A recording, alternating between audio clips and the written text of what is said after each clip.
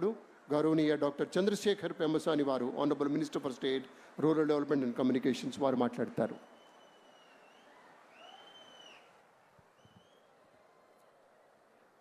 Thank you.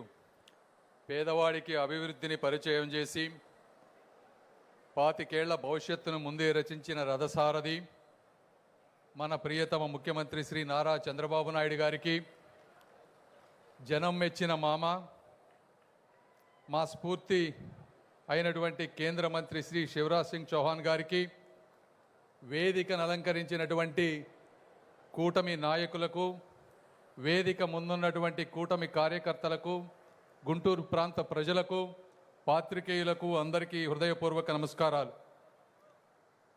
మాటలతో హృదయాలను తాకినటువంటి మహానేత, జాతీయ స్ఫూర్తిని జ్వలింపజేసి దేశానికి దిశానిర్దేశం చేసినటువంటి తత్వవేత్త, భారతరత్న అయినటువంటి శ్రీ అటల్ బిహారీ వాజ్పేయి గారిని స్మరించుకునే అవకాశం ఒక గర్వంగాను, గౌరవంగాను, అమరావతికి శుభ సూచకంగాను భావిస్తున్నాను.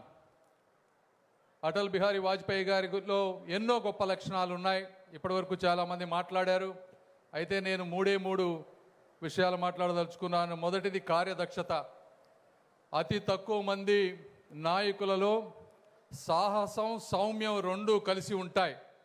అంటే సాహసం చేయాల్సిన వచ్చినప్పుడు ఎమర్జెన్సీ సమయంలో 19 నెలలు జైల్లో గడపటం కానీ, పోఖ్రాన్ ద్వారా ప్రపంచ దేశాలు ఒత్తిడి తీసుకువచ్చినా కూడా మన సామర్థ్యాన్ని ప్రపంచానికి తెలియచేయటంలో కానీ, కార్గిల్ యుద్ధ సమయంలో సైనికులతోటి అండగా ఉండి, అదేవిధంగా లైన్ ఆఫ్ కంట్రోల్ని దాటకుండా ప్రపంచ దేశాలను మెప్పించి యుద్ధం చేసిన విధానం కానీ, అంతర్జాతీయ దౌత్యంలో వాస్తవికతను, శాంతిని కలిపి భారత్ పాకిస్తాన్ సంబంధాలపై ఆయన చూపించినటువంటి దౌత్య దృక్పథం కానీ, అంటే వారు చెప్పినటువంటి విధానాలు, కొన్ని మాటలు స్నేహితులను మార్చుకోగలం కానీ పొరుగు దేశాలను మార్చుకోలేనని చెప్పిన విధానం కానీ, క్రికెటర్సు ఆ ప్రాంతానికి వెళ్ళి ఆడినప్పుడు కేవలం ఆటనే కాదు వారి మనసులను కూడా గెలుచుకు రండి అని చెప్పినటువంటి విధానం ప్రతి ఒక్కరికి స్ఫూర్తిదాయకం. రెండవది వారి వ్యక్తిత్వం. ఇప్పటివరకు చెప్పినట్లు పొలిటికల్ ఫీల్డ్లో నిజమైన అజాత శత్రువులే లేని నాయకుడు, పాకిస్తాన్కి మొట్టమొదటిసారిగా శాంతి కోసం బస్సులో ప్రయాణించినటువంటి నాయకుడు, అధికారం ఉన్న అహంకారం లేనటువంటి నాయకుడు, 29 పార్టీల సంకీర్ణాన్ని సంయమనంతో, సహనంతో, సమన్వయంతో నడిపిన దూరదృష్టి కలిగినటువంటి నాయకుడు, ఒక్క ఓటుతో అధికారం ఉంటుందని తెలిసినా కూడా ఈ దేశం, ఈ ప్రజాస్వామ్యమే శాశ్వతం, పదవులు, పార్టీలు, రాజకీయాలు శాశ్వతం కాదు అని చెప్పి నిలబడిన నాయకత్వం, వివక్షాలను ప్రత్యర్థులుగా తప్ప శత్రువులుగా భావించలేదు. ఎందుకంటే ఆయన మాటల్లో దేశభక్తి ఉంటుంది కానీ ద్వేషం ఉండదు. అది కూడా మా అందరికీ స్ఫూర్తి. మూడో విషయం తీసుకొస్తే నాయకత్వం, పరిపాలన. మీరు ఈరోజు చూస్తున్నట్టు ఇప్పటివరకు చెప్పినట్టు మోదీ గారు కానీ, ఇప్పుడు గవర్నమెంట్స్ కానీ ఫాలో అవుతున్నటువంటి ఎన్నో కార్యక్రమాలకు వారు పునాది వేశారు. గోల్డెన్ క్వాడ్రిలేటరల్ ప్రాజెక్ట్ కానీ, ప్రధానమంత్రి గ్రామ్ సడక్ యోజన ద్వారా ప్రతి గ్రామంలో రోడ్లు వేసే విధానం కానీ, సర్వశిక్ష అభియాన్ ద్వారా ప్రతి వ్యక్తికి, చిన్నపిల్లవాడికి విద్యని కంపల్సరీ చేసే విధానం కానీ, ఇవన్నీ వారు తీసుకొచ్చారు. ఈ సందర్భంగా వారి పరిపాలన దక్షతకు ఇంకో విషయం కూడా మాట్లాడుకోవాలి.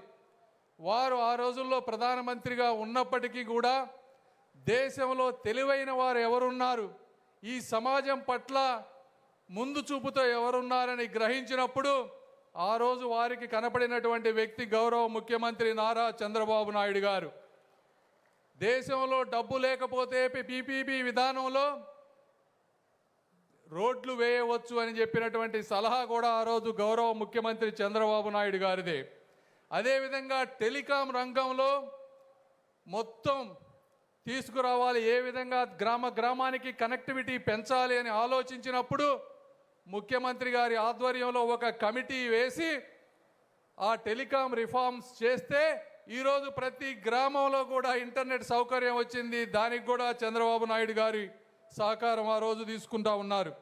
వీటన్నిటికంటే ముఖ్యంగా రాష్ట్రపతిని సెలెక్ట్ చేసేటప్పుడు గౌరవ ముఖ్యమంత్రి గారికి ఒక పేరు చెప్పారు. అయితే చంద్రబాబు నాయుడు గారు అబ్దుల్ కలాం గారి పేరు మీరు ఒకసారి ఆలోచించండి అని చెప్పిన వెంటనే ఇది కరెక్ట్ డెసిషన్ అని చెప్పి వ్యక్తిని మార్చి ఈరోజు ఒక వ్యవస్థకి గౌరవాన్ని తీసుకొచ్చినటువంటి నాయకత్వ లక్షణాలు ఉన్నటువంటి వ్యక్తి వాజ్పేయి గారు. అంటే కోఆపరేటివ్ సహకార ఫెడరలిజంలో మనకంటే తెలివైన వారు, మనకంటే గొప్పవారు ఎవరైనా ఉంటే వారి సలహాలు తీసుకొని సమాజాన్ని ముందుకు తీసుకు వెళ్ళగలిగిన వ్యక్తే నిజమైన నాయకుడు. అలాంటి వ్యక్తి వాజ్పేయి గారు అని మీ అందరికీ నేను తెలియజేస్తా ఉన్నా. ఈ విధంగా ఆఖరిగా వాజ్పేయి గారు మన దేశ సంస్కృతికి సంస్కారానికి ఒక చెరుగని చిరునామా. మన యువత ఈ విగ్రహాలను చూసినప్పుడు మనం అందరం గుర్తుపెట్టుకోవాల్సింది పదవులు ఉన్నా లేకున్నా మన అంతిమ లక్ష్యం మాత్రం ప్రజాసేవ మాత్రమే. శక్తి ఉన్నప్పటికీ శాంతిని కోరటమే నిజమైన పరాక్రమం. సిద్ధాంతాల్లో విధానాల్లో స్థిరత్వం, దృఢత్వం, మాటల్లో మాధుర్యం, హృదయంలో ధైర్యం, దేశభక్తి ఉంటే అందరి మనసులు గెలవవచ్చు అని చూపించినటువంటి వ్యక్తి వాజ్పేయి గారు. అవన్నీ మాకు గుర్తుంటాయి.